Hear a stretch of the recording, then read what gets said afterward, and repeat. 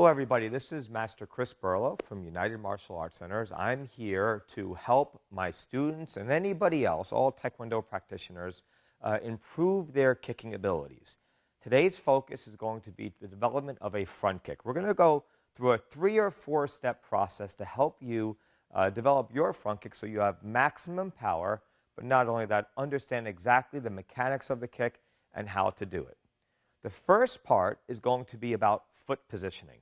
And this is an element that I find a lot of students have a challenge with, right? When we do our front kick position, our foot should be completely pointed at the end, and our toes should be curled back. Your target area on the front kick is the ball of the foot, right underneath that big toe, right?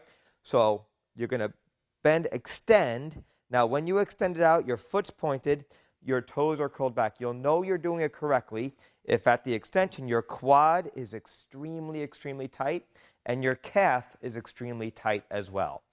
To practice this, you would kick very low, maybe ankle level. So you're just going to bend and extend. Make sure your foot is in good positioning. Bring it back.